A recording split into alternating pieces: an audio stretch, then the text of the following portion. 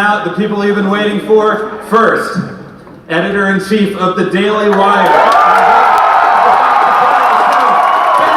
Shapiro.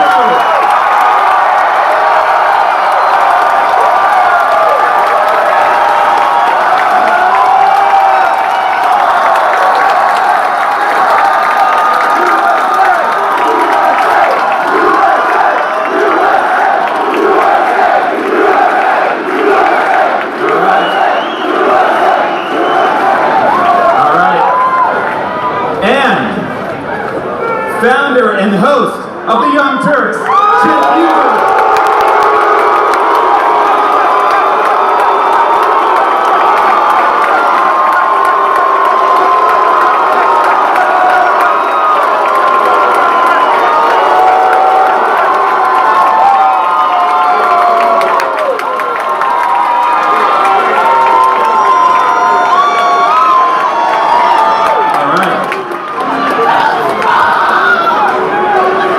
You guys can be a little more excited, that would be great. I love you, man! Alright, well, we're here to debate the future of the political parties.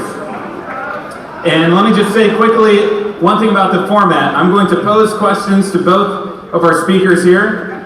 We'll have a response, we can have a re-response, we can go back and forth a few times.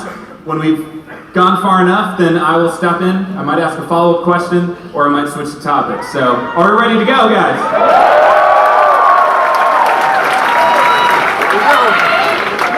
All right, well, let's start with one of the topics in the news today, and that's healthcare. And I'm going to start with Ben. Are you proud or disappointed in establishment GOP figures like John McCain, Lisa Murkowski, and Susan Collins for their vote on healthcare? So, I'm wildly disappointed with the entire party. The fact is that we were promised a full repeal of Obamacare. They did not even attempt to pursue a full repeal of Obamacare. And the fact of the matter is that there's a significant gap inside the Republican Party about whether this should even happen or not. There are people who believe that the Obamacare regulations are an affirmative good. There was an attempt to basically leave all the Obamacare regulations in place and just remove the funding mechanism, which would have led to the exacerbation of the death spiral. The truth about healthcare is this. There are three qualities of healthcare that you can have. You can have affordability, you can have universality, or you can have quality. And you can have two of those three things, but not all three. Right? You can have universality, affordability, or quality. Two of those three things you can have. And one of the things that's happened with Obamacare is that you've gotten closer to universality, but you haven't gotten any closer to either affordability or quality. And the Republican Party seems to be falling into the trap of basically just copying what the Democrats do, except being worse at it. What they actually need to do is relieve the regulatory burden that is driving up the cost of healthcare, and they need to stop acting as though insurance companies' jobs is actually just to reimburse people for their bad health. If you join up with an insurance company and your health sucks to begin with, you're going to pay more because it's an insurance company, not a charity. That doesn't mean that we can't have... Now, that doesn't mean that we can't have some form of backup for people who have pre-existing conditions. I would hope that the social fabric would help fill that in. This is why I'm a big believer in charity and churches and synagogues filling that gap. But what we can't do is suggest, as the Bernie Sanders left does, that healthcare is an inalienable right, and therefore you can put a gun to my wife's head, she's a doctor, and you can force her to provide care at any cost you want to pay. Bullshit. You can't do that and hope to increase the supply of healthcare. Health insurance is not healthcare. They're not the same thing. And anybody who tells you differently is lying or trying to sell you something.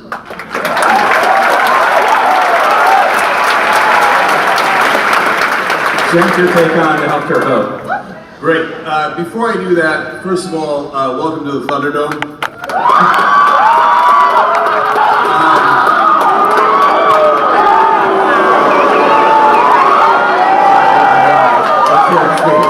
Wait till he does something. I think. In all seriousness, the reason that I kid around about that is that I really want to make sure that Ben's opinions are heard and my opinions are heard, and that there's an exchange of ideas.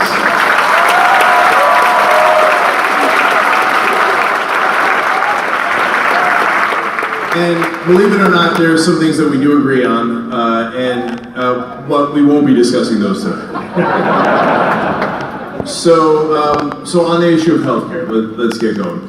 So the Democratic Party is incredibly proud that they defeated a bill that had 17% approval rating. It's a low bar. And I'm glad they held. The Republicans have a comical position, which is that why didn't the Democrats help us defeat Obamacare?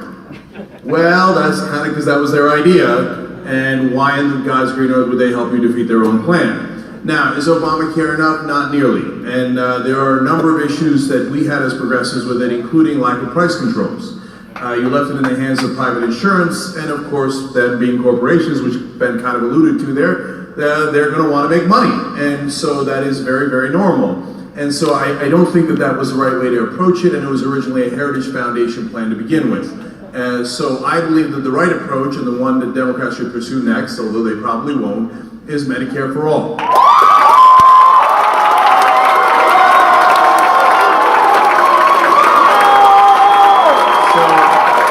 So real quick, let me explain why. Medicare poses 77% and actually accomplishes the three things that Ben talked about. It's universal coverage, it is affordable, and actually gives you good insurance. That's why it polls at 77%. And Medicare for all now polling at 60%. Federally funded health insurance for everybody polling at 61%. So I tell my Democratic friends, you might want to try something that's popular for a change. Yes. So, and finally, like on the idea that, hey, listen, everybody can't get health care. Well, this is not like furniture, which sometimes you allude to, Ben. You could have good furniture, bad furniture, I've had it all, right? That's optional. If you don't have good health care, you die. And That's right. And so I view it as not something that capitalism should deal with, and I believe in capitalism, and I think they make great sneakers, but something that is about equality of opportunity. And you cannot have equality of opportunity if you're dead. So Medicare for all. So a couple of notes in response to the Medicare for all shtick. So this is a Bernie Sanders shtick, obviously. The problem with Medicare for all is that when people say that it's affordable, this is unaffordable to the person who has the Medicare. It is not affordable to the country. In fact, it's so unaffordable to the country that the state of California was a nut job leftist state, just refused to even pass Medicare for all because it would have immediately put their debt.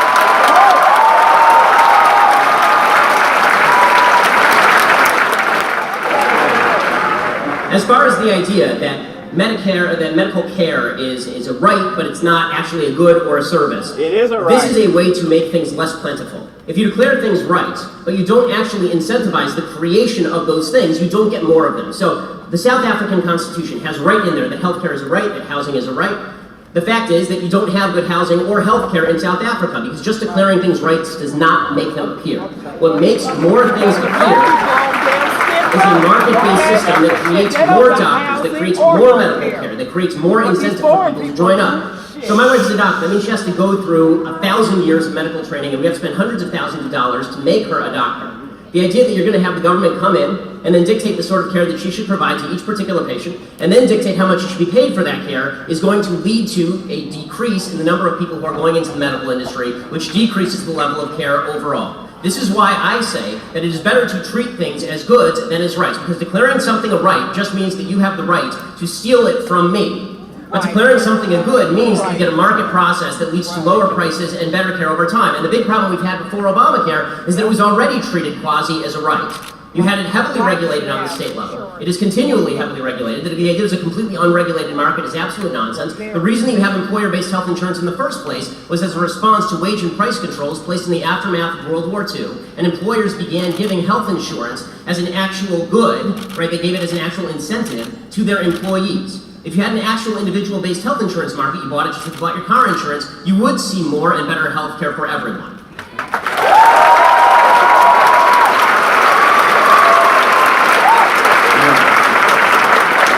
All right, so, Ben, I don't want to steal health insurance from you. I want you to be healthy.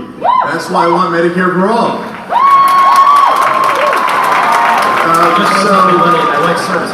So, Republicans frame taxes as stealing. That's preposterous. So if we don't have taxes, well, we can't do all the things that we want to do as a community.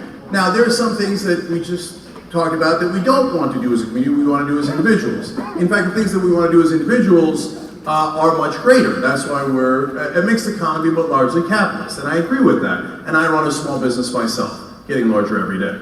So, but there are some things that the government should do. They should do the military, cops, roads, bridges, and yes, education and healthcare. That's because, conservatives seem a little confused about how healthcare works. Paul Ryan had a whole press conference about this. Ben a little bit alluded to it there. They're like, oh my God, it turns out the healthy subsidize the sick. Yeah, that's insurance. That's how it works.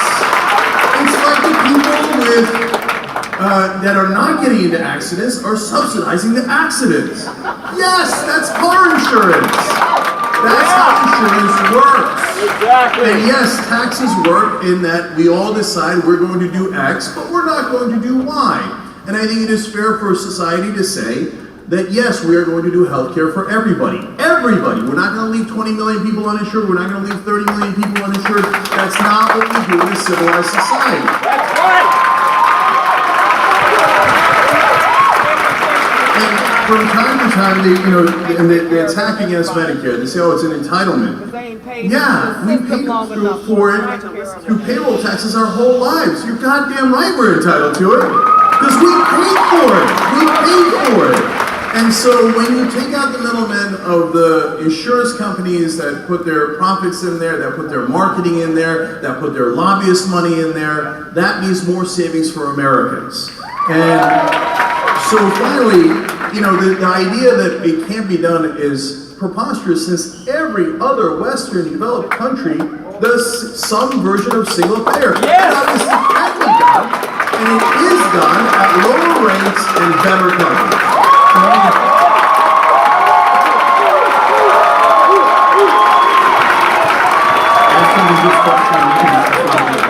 But Cenk referenced Paul Ryan. When the Republicans took control of Congress, Paul Ryan, the Speaker of the House, famously said, we need to switch from being an opposition party to being a proposition party. So what's your evaluation then of their efforts in that direction to unite the party and move legislation forward? I mean, we all have eyes, they suck at it. I mean, and Paul Ryan is not exactly my go-to guy when it comes to political acumen and genius. So I more want to respond to some of the contentions that Cenk is making about Medicare for all and single-payer healthcare. A couple of things. One, when you say we pay for it, that's not technically true. The idea that everybody who's paying into Medicaid paid for it and now they get out what they paid in is obviously not true. It is a redistributive program. And to pretend otherwise is just silly. The people who are paying the payroll taxes are not the people who are taking out through Medicaid. Obviously. Can I just address that super quick? So we're talking about Medicare, right? Not Medicaid. Right. So in Medicare, so you're both correct and incorrect. So it's not like I put in $20 and I get $20 back. That part is true. Right. But we all pay into Medicare together, and then we all get it when we are sick. Can I ask you a question? I have two questions, really serious questions. One, what is your ideal tax rate? Because it's going to cost a lot of money for a lot of this stuff. And two, what is your ideal level of medical care? Because the fact is that we can spend millions of dollars on people at end-of-life care. We can spend millions of dollars on surgeries and preventative care. I mean, healthcare is an expensive business, even under a single-payer system, which is why generally you end up with rationing. So, what is your ideal level of healthcare that is provided to everyone, and what sort of tax rate are you proposing to subsidize that? Yeah, so those are very, very fair questions. So let's talk about taxes for a second. So conservatives agree or say all the time that the golden era of America was the 1950s and 1960s. Well, there's a lot of truth to that. Our economy was booming at the time, and we became the #1 economy in the world at that time. The tax rate for the highest bracket fluctuated between 70 and 91%. So that is when we were at our best. Now, I want to be clear. I'm also a businessman, and boy, that seems high. It does, okay? And one of the reasons my family were Republicans when I was growing up was because before Reagan came in, the highest marginal tax rate was 70%. So now we are nowhere near that. We have reduced taxes to bare bones, and we have shifted the taxes onto the middle class and away from the rich and corporations. So there is a much better balance to be had. And if you said to me, well, you're going to have $800 in taxes that are new, I say, wow, that hurts. but you're going to save $1,000 in premiums, deal. That is a deal I will take every time because I can do math.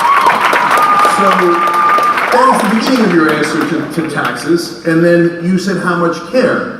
Well, so that is something that all the countries that do single payer or a version of single payer struggle with, and they have learned a lot of lessons. And if we stop saying, America's #1, we might actually just, first of all, on this issue, we're number 37.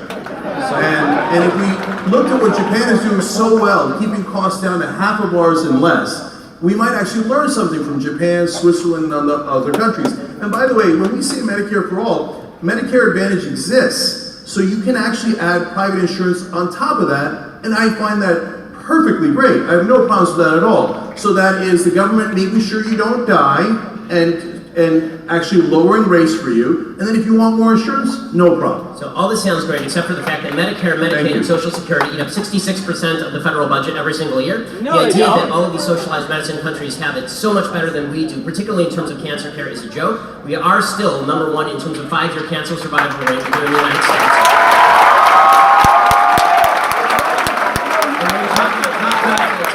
Tax rates in the 1950s, there are a couple of things that are worth noting. One, that was top individual marginal tax rates, not necessarily the business tax rate. We now have some of the highest corporate tax rates altogether in the industrialized world. And if you would prefer for us to destroy half of the world before we become the only country that didn't have its industrial capacity destroyed, which is what happened in the 1940s, leading to us being the only productive country on planet Earth, essentially, for the next 2 decades, I'm not with you there. I'm not really in favor of having a giant world war that destroys all industrial capacity across the West, so we're the only people who actually have the capacity to produce anything and just markets that we can provide to. Right. So first of all, it is fair to say that of course the 1950s and 60s were different. We just come out of the war. So, you have to consider all the different factors. So one was that factor. Another factor that was the one I mentioned. So when Republicans or conservatives say, well, high taxes by definition will lead to slower growth, well, we know because of our experience in the 1950s and 60s that isn't true. Now you can say there are other factors, but you can't say that the highest marginal tax rate being 70 or even 90% slows down growth because it didn't. And it wasn't in Japan and Switzerland, it was right here. And by the way, as a guy who grew up Republican, I was surprised by that too. I was surprised that Finland's system of non-competition in schools worked, but it does. So we have to be open to facts and understand. So, and on the issue of where we're good and not good in healthcare, sure, there are different areas where we excel. But Ben, honestly, you're cherry picking there at one particular area that we're good. Overall, we're number 37. That is not a good result. Well, you have so to we're not dying from cancer, we're dying from other things. It's empirical. We are not as healthy.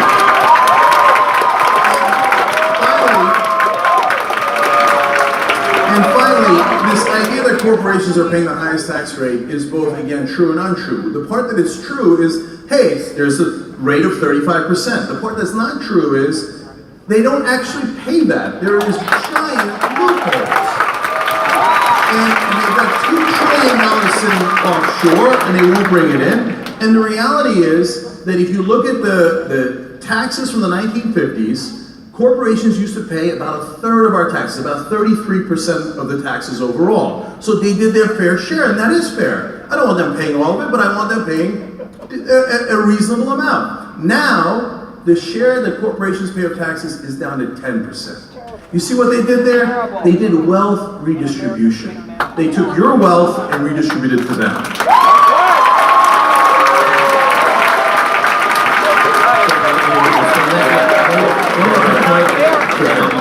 Because we can do healthcare for 8 hours here. But 2 things. One, I'd like to know which tax deduction, when people say tax loopholes, a tax loophole is just a tax deduction that's available to everyone, and some people take advantage of it and some people don't. I can't take advantage of certain corporate tax deductions because my business isn't in those businesses, for example. I'm sort of with you in the sense that I'm not in favor of tax deductions. I'm in favor of a lower tax rate and get rid of a lot of tax deductions because I think that it's ridiculous that we have people gaming the system. That said, I'd like to know which tax deductions you'd like to do away with. And I'd like to know also when you say that corporations pay 10% of the taxes, right, and individuals pay the other 90%, okay, so that means the taxes are still getting paid to a higher rate than we ever have in our history in terms of the tax revenue to the government. The amount of tax revenue to the government right now is trillions of dollars every year. And final point here, you elided this question by saying we can learn stuff from Japan. The standard of care is the entire question when it comes to single-payer health care. That is the entire thing. If people felt like they were going to get the same access to care in a single-payer healthcare system as they did in a system where they can pay their own way, then we would have no controversy here. But the fact is that rationing is mandated as soon as you start having the government run the healthcare system and decide what level of care people get. So I don't want anyone deciding what level of care that I can get. I don't want anyone else to, they don't care about me. They don't know my child's name. They don't know my name. All they know is how much I cost.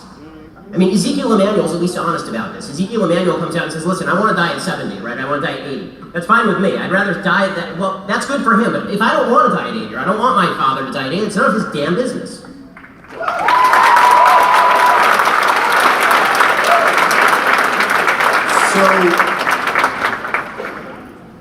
So when you say tax revenue is at its highest point, now you know that that's misleading because everything economically is at its highest point, meaning that we have a lot more people in the country than we did in the 1950s and 60s, so hence we are collecting more overall taxes.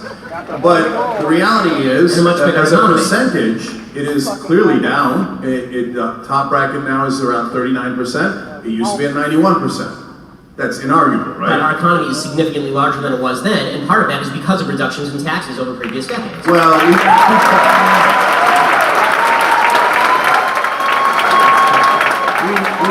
tried supply-side economics. Hey, Kansas, how's that working out for you?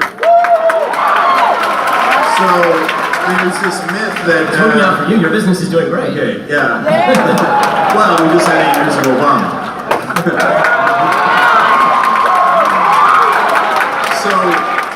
So the tax rate is clearly lower for the richest people in the country. It is clearly lower for corporations, in effect.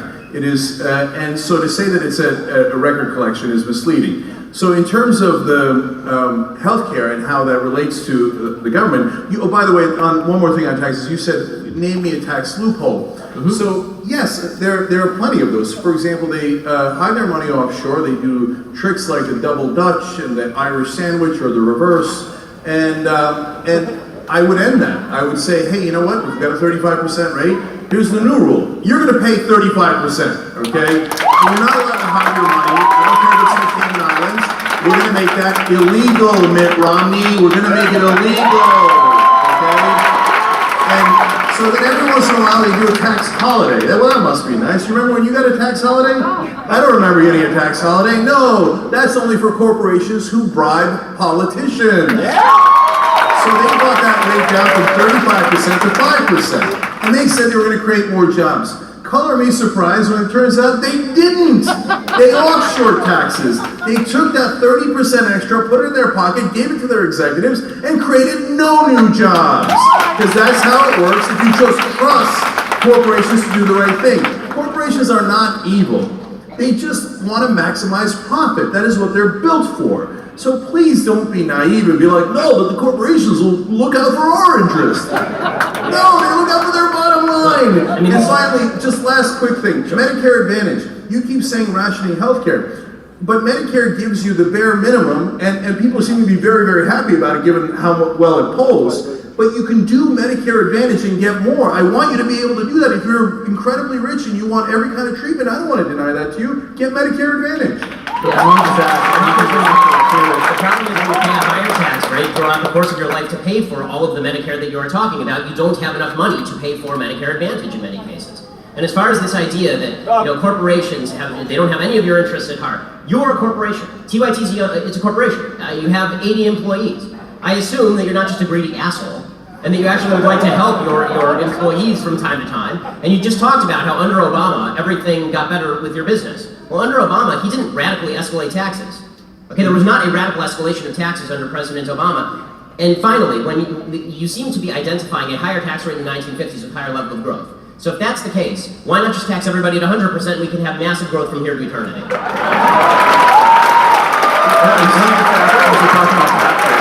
Do you think we'll see tax reform in the next few months here?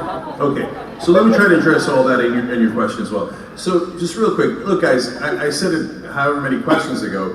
Of course you have to find the right balance on all of these issues, including taxes. So I never said there's no end to how much you can I'm just asking why, though. Yeah, so This leads to, wait a minute, this leads to big government versus small government. You're asking me what the ideal tax rate is, and then you did a straw man there for a second and said it should be 100%. I never said that. In fact, I you said the economy grew faster when the top marginal tax rate was 91%. So I'm asking you, why shouldn't the top tax rate or all tax rates be 91%? You seem to be identifying a higher rate of growth with higher taxation. So I'm asking you, on principle, you keep talking about the glories of a mixed economy. So now tell me about the glories of capital. I've heard about the glories of high tax rates. I've heard about the glories of government-provided healthcare. Now tell me some of the glories of actual capitalism, which is the basis for all the things you're talking. Tell me why it's good. Right. So now, look, when I use the example of the 91% and 70% to give you a sense of that I was surprised and you'd be surprised to find out that our economy was booming in those times. That's not to say that that is the right tax rate for us today. And so the exercise of finding the right tax rate is, guys, try to follow along, okay? It's not long.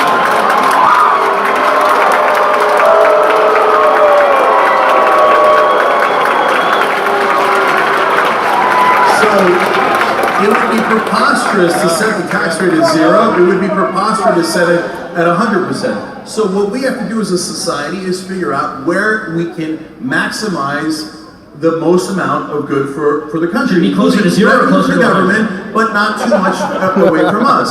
So, for example, the reason why when taxes are higher, it winds up being better for the economy is because it recirculates the money. So if you give it to the rich, this is hilarious. If you're uneducated, please at least go.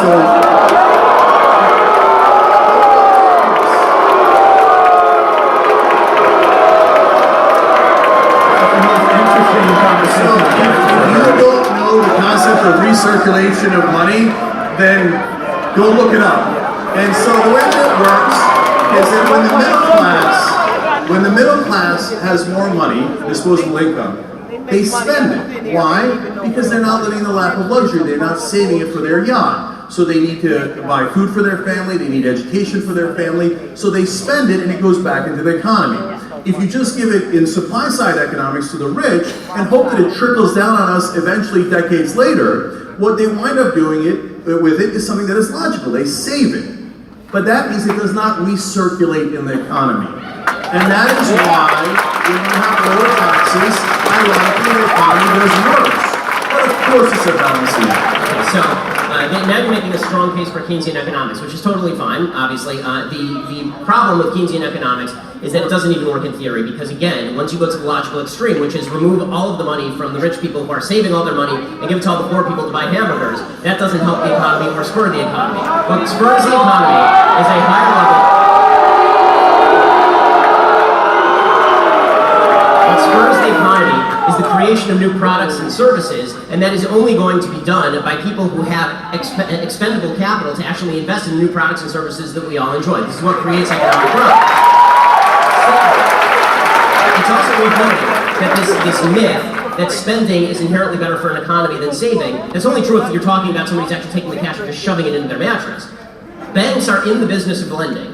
When they take the money in, they don't just stick it in Al Gore's fake lockbox. They actually lend the money back out to people to actually create new businesses and new products. You had an investment, right? When you started TYT, you were given $4 million by Buddy Romer to start TYT. That's great. That's the way business should work, right? But that money it didn't come from a bunch of poor people buying hamburgers. It came from a very, very wealthy guy who gave you money to create a business a lot of people want to patronize. If you want better products and better services, you need more investment in the products and services. It fits the way you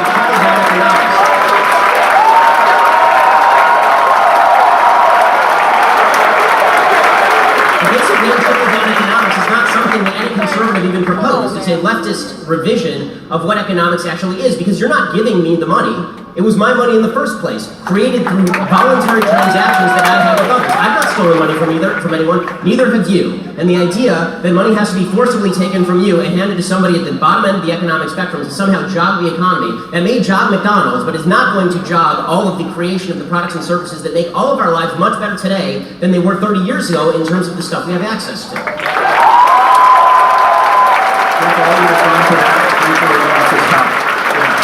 So I'll try to answer that as briefly as I can, and I'll go on to your question. So when you talk about, hey, the banks they're not going to just keep the money, they're going to put it out and lend it to people, unless they decided to do their own investments, which is what they did because we were building Glass-Steagall.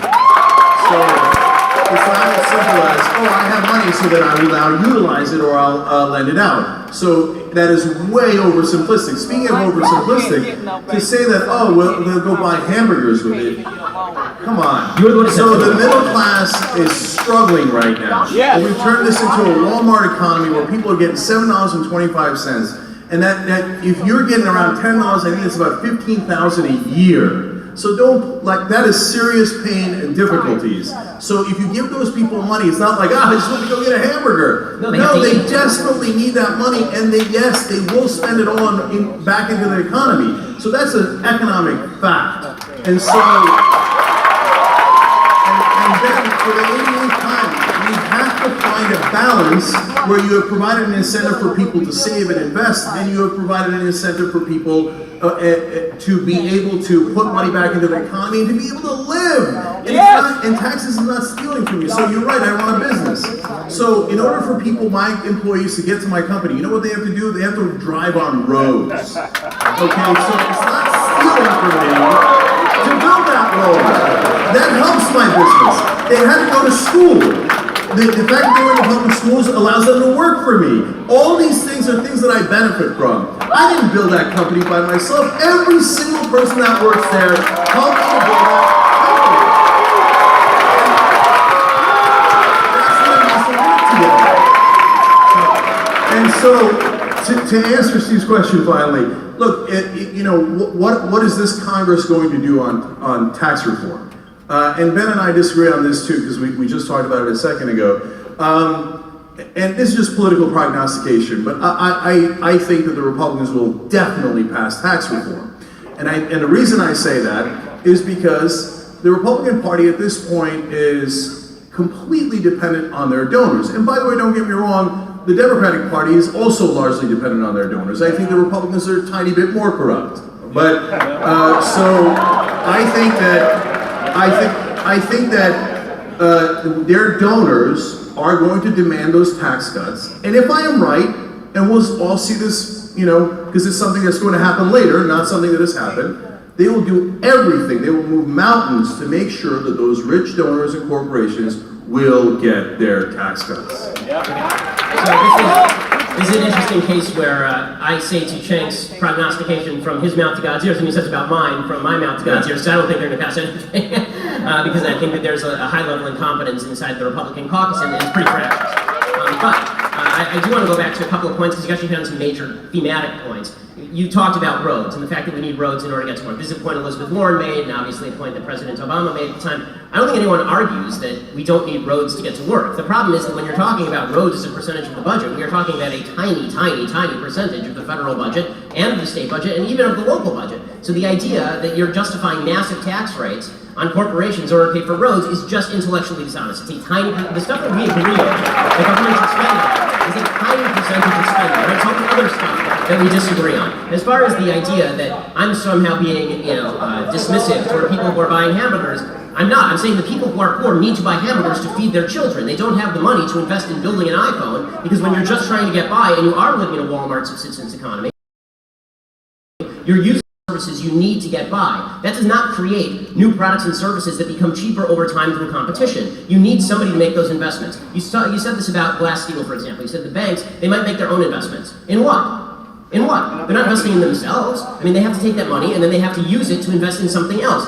Places like Apple, some that fail and some that succeed. This idea that banks are somehow evils is just not the case unless we're talking about them working in congruity. Here you and I agree, working in congruity with a Congress, with a legislature that is attempting to give them kickbacks. Both you and I agree on this. So, and finally, as far as the idea that Republicans pass tax cuts because they're beholden to their donors, okay, and Democrats pass tax increases because the unions give them hundreds of millions of dollars every year.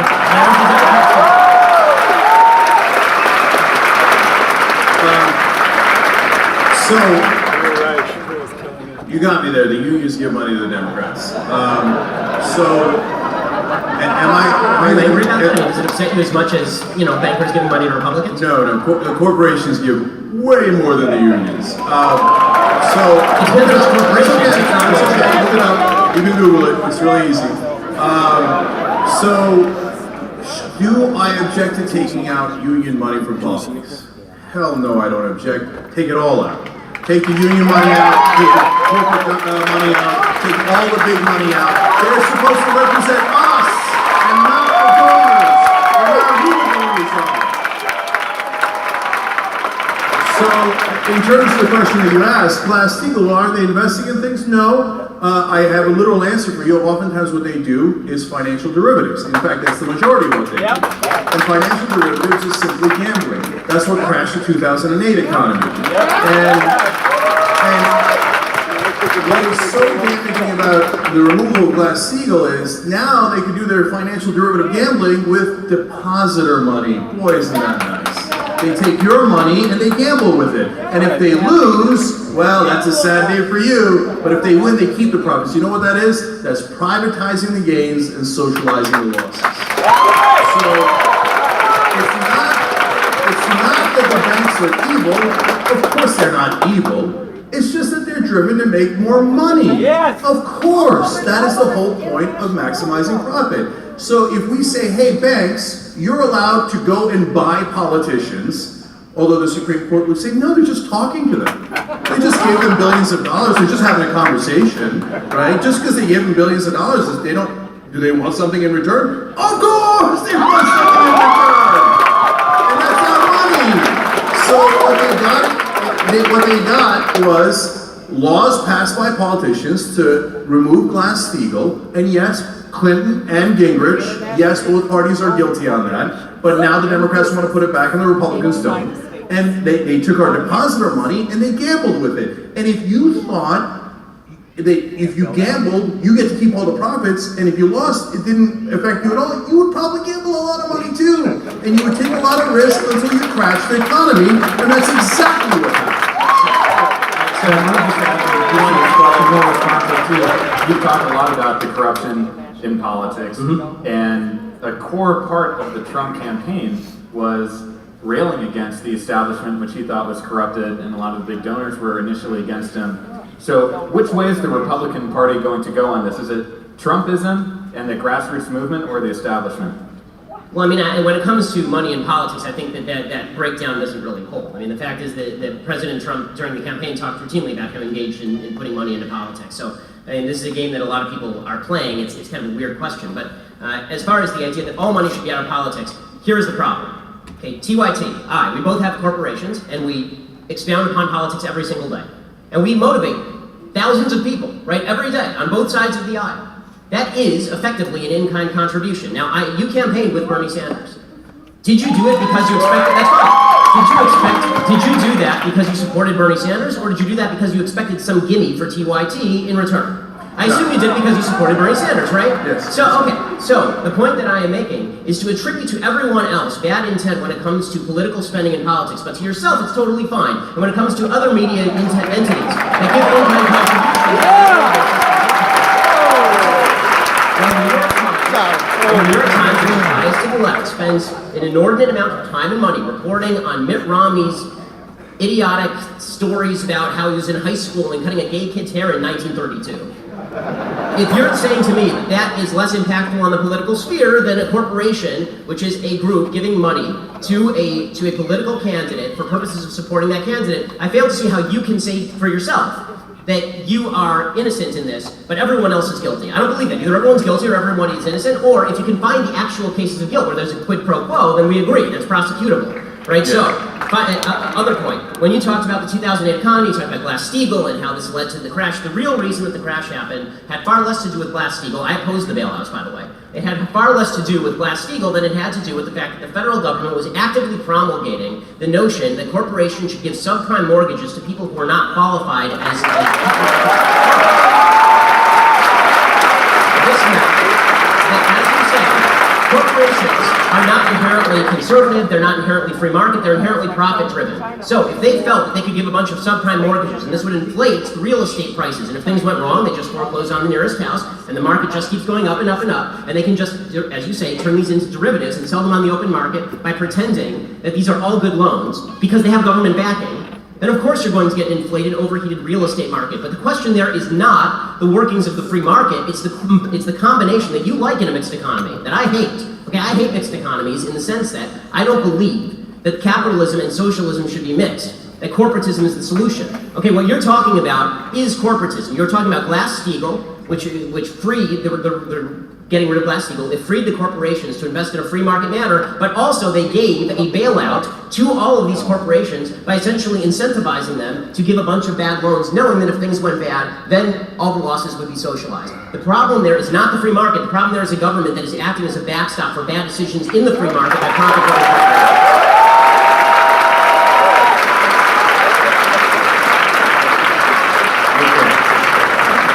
I love that. There was a lot to respond to there, so let me try to take it one at a time. So first off, I love the idea that the government made the banks do the subprime mortgages. And golly gee, the government twisted the banks' arm and they made billions upon billions of dollars. Oh man, don't make me make another billion. Don't make me make another billion. No, they did those, if they thought they were going to lose money off of it, they would have a fiduciary responsibility not to do it. I agree. Okay, they were not forced to make billions of dollars. They were not forced to then have us bail them out. They did all of that because there's legalized bribery in America.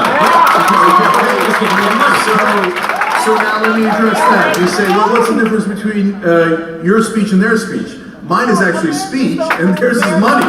So it's a giant difference. So first off, so they say, no, Supreme Court says no, money is speech now. No, money is property. It's not speech. And so if money was speech, well, then if you go to a hooker and you say, oh no, officer, I was just talking to her. Okay, money is not speech. So, for example, to give you a sense of it, to compare me saying I like Bernie Sanders and you saying whoever you like is the equivalent of this is obviously nonsensical. I believe it's obvious. So, in a recent five-year period, the top 200 corporate givers, they both in donations and in lobbying spent $5.8 billion. Okay? So that is not the same thing as me saying, hey, I like what Bernie's saying about college and Medicare. And when they did, why do you think they did? It was not because, hey, they genuinely like Bernie or Trump or Hillary.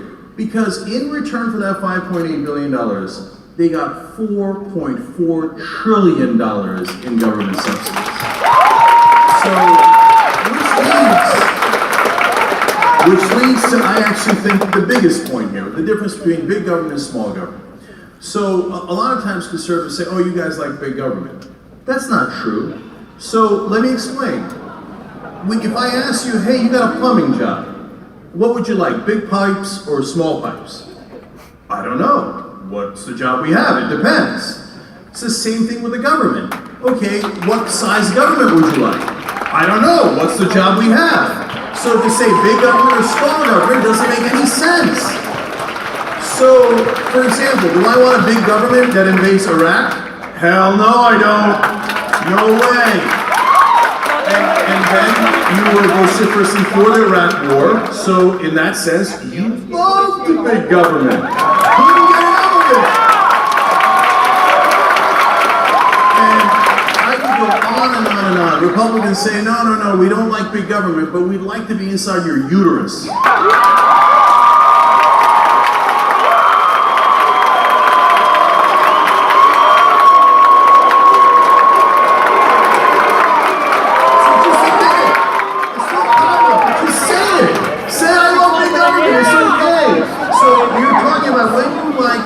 When you're rich and you want tax cuts, oh no, I don't want big government, I want small government. But when it's convenient for you and you like oil subsidies and you like wars and you like to meddle in people's private lives, then you love big government.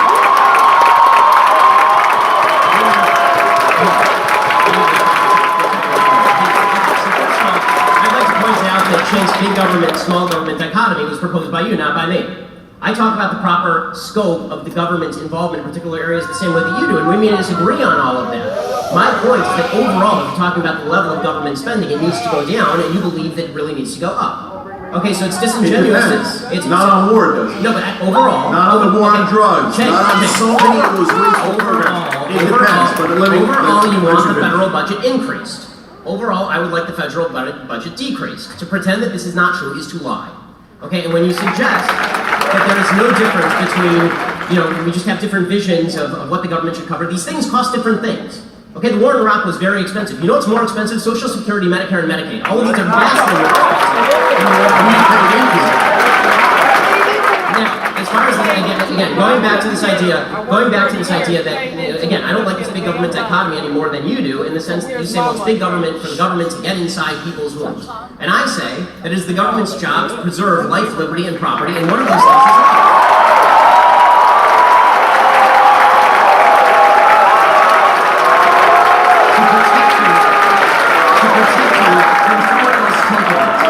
To protect it from someone else taking it. Now, when it comes to the idea that all money in politics is bad, again, I ask, final question, final point, we're going through 10 points at a time here, but final point here. When you say money in politics is bad, again, I ask you, Buddy Roemer gave you $4 million to start TYT. What did he expect in return? Should he not have given you money? Was the money not speech? It was just money, after all, it's for the hooker, I assume, so are you a prostitute? How does that?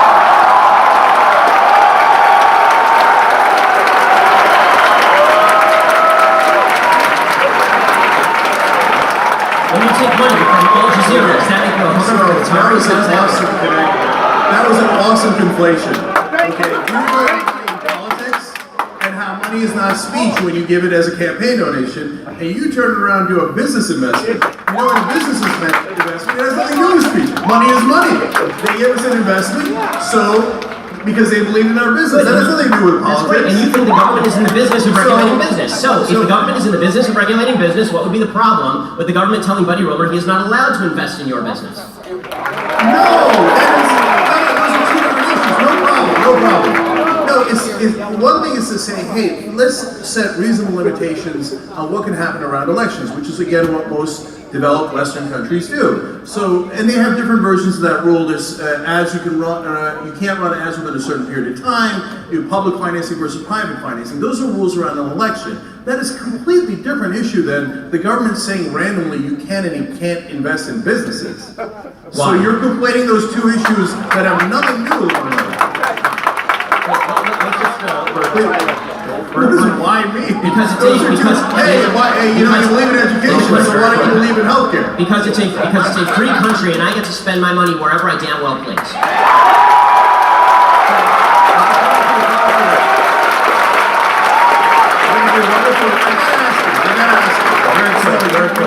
Please. Okay, so when the Koch brothers or Bloomberg or Soros puts in hundreds of millions of dollars into elections, you think, well, I just do them because they're good guys and they damn well please buying all those politicians. Or you think, no, the politicians would never be affected by hundreds of millions of dollars in legalized bribes.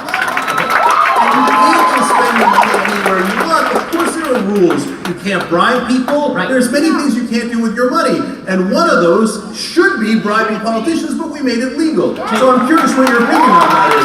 Do you think that they're just golly shucks, they just mean well? You're a lawyer, so you know that bribery requires two parties to bribe. If I give money to a politician, there must be something in return. If there is no quid pro quo, there is no bribery. You think there's nothing in return? Well, you think the politicians don't do those favors? I think very often there is something in return. But I want you to point me to the things that are in return, not just say that all spending on politics ought to be forbidden except for the Young Turks. No.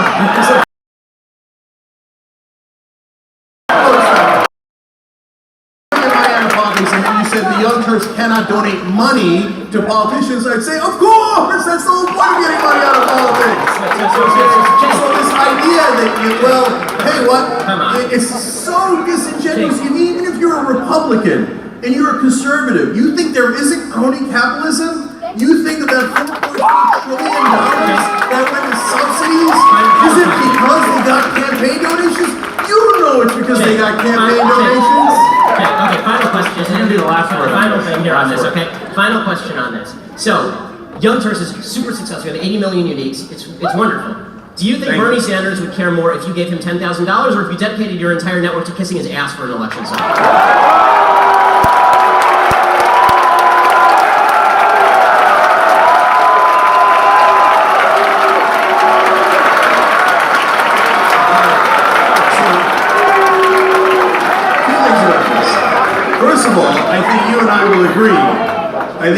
will agree, that what we did in praising some of Bernie's programs, a lot of Bernie's programs, but not all. For example, I disagree with him on guns, and I thought Hillary's education program was slightly better than Bernie's. And by the way, I agree with the Republicans on the Export-Import Bank. So it's not blind allegiance. That is not what we do, not remotely, okay? Second of all, I think you'll agree with me that the mainstream media kissing Hillary Clinton's ass for 2 straight years was a much bigger problem. Now, the distinction that you're asking for, and now I've answered, I think, 4 times is, one is speech, and by the way, protected, you said life, liberty, and pursuit of happiness. I think we all agree to that. I got a big applause line. I also agree. And in our Constitution, the First Amendment is right to speech and freedom of the press. So that is that rubric. Money is not in the First Amendment. There is no right to spend money on politicians. Money is money, speech is speech. So let's do a rapid fire now as we come to the close here. I think, by the way, there's wide agreement about the corruption in politics, maybe different ways how to deal with it, but this has been a very good conversation. So I'll go first to Ben. As we look at 2020, what will be a winning message and who will be a winning candidate on the Republican side in 2020?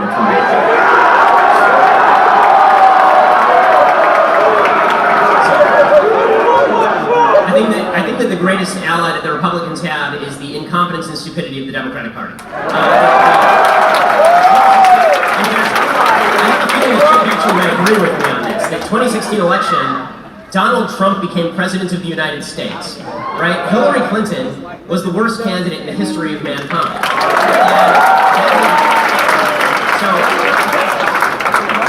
The Republican message I never thought was a particularly losing message. I just think that what we have right now is such a polarized politics that it's going to be very difficult for anybody to pass anything in this climate. I also think that what we have almost a reactionary feel on both sides. Like what I like about this debate is that we're actually talking about ideas, which is actually pretty rare in this sphere. The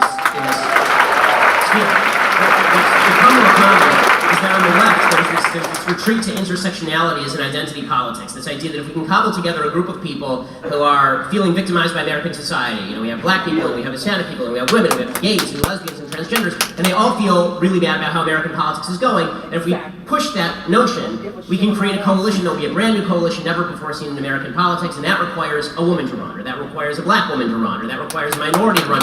If they do that, then what you're going to see from, and I think in an equally nasty way, from the right is a response that says, okay, well, if you're going to do identity politics, you will see some white identity politics from the right, which I think is really negative.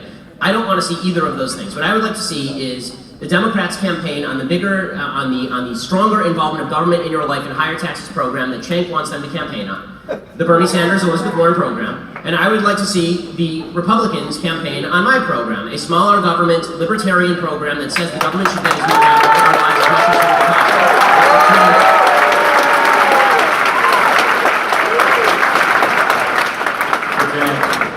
What will be a winning message and who will be a winning candidate for Democrats in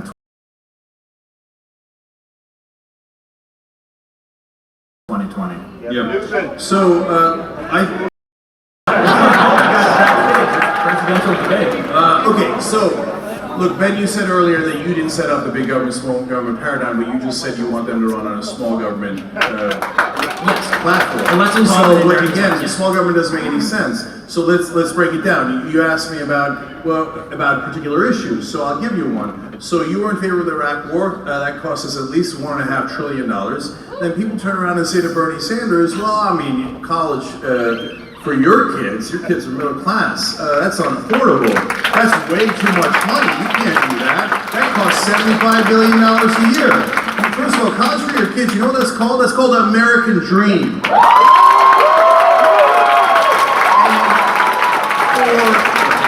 And for one Iraq war, for the cost of one Iraq war, we could have gotten 20 years of free college for all those kids in the American dream. So, it isn't about big government or small government, it's about what do we do with the money. So that $1.5 trillion could have gone to us, could have gone to the middle class, could have gone to a better economy. Because when you go to college, when you come out, you start businesses, you engage in this market, and you make things better, and you employ people. We could have used that for us, instead we wasted it in Iraq. And, by the way, I believe, Ben, you want to get tough on Iran, you want to, rip up the deal, etc. If you thought the Iraq War was a waste of blood and treasure, wait till you get a load of what happens in Iran. So we're not going to make that mistake again. We're not going to make that mistake again.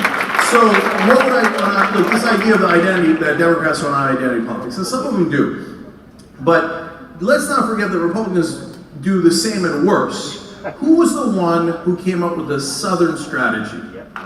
That was the Republican Party. And the Southern strategy was, let's go get racist white voters in the South. That's a fact. So, once again, it's this wonderful capitalist invention called Google. Google it. So, two Republican chairmen have said, yes, we did do that strategy, and we apologize. So that's a fact. They're the ones who invented identity politics. So when you like identity politics when it serves your interests, but all of a sudden when we say, hey, can black people have the same rights as white people? Oh, identity politics. Can gay people have the same rights as straight people? Identity politics. It's called equality. Look into it. It's called America. Okay?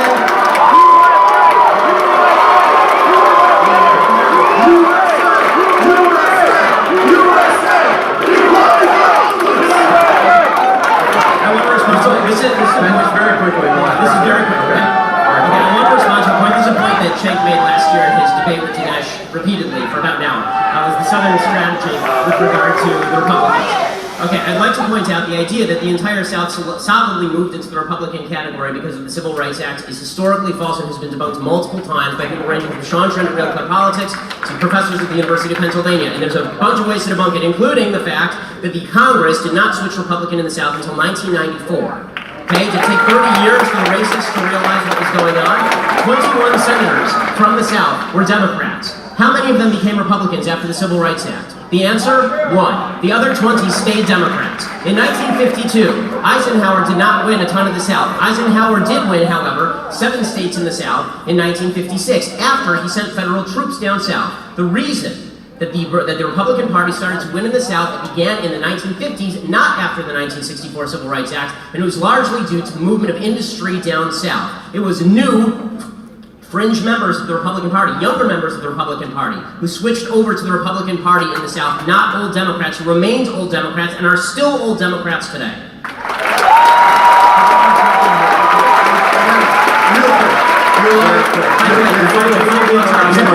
Carter launched his 1980 campaign at the headquarters, that town in Alabama that was the headquarters for the KKK. So to pretend that it was only Republicans playing the bad and evil race strategy is just a lie. Okay.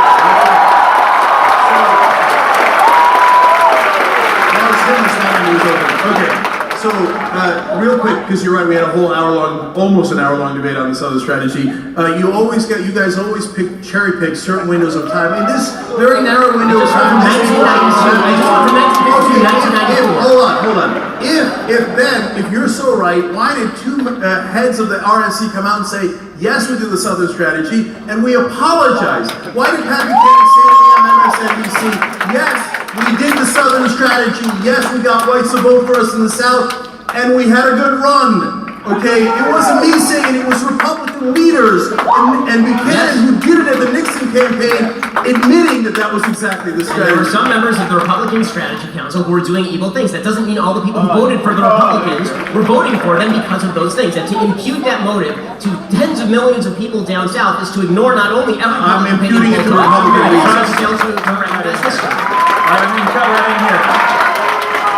So, first of all, I think we figured out who this crowd wants to run for president in 2020.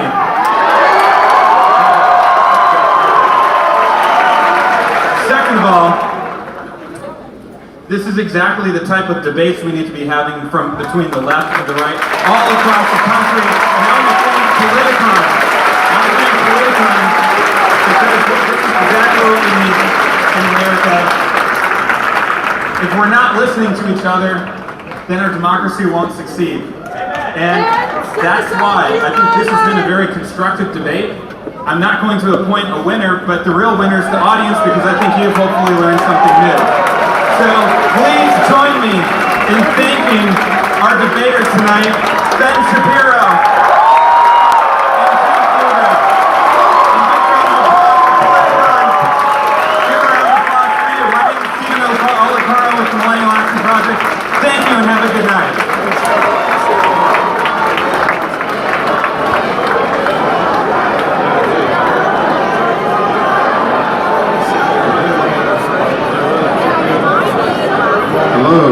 Hey, you guys, we have a comedy show coming up right now, actually, so we're hoping that everybody can just keep it, taking their seats.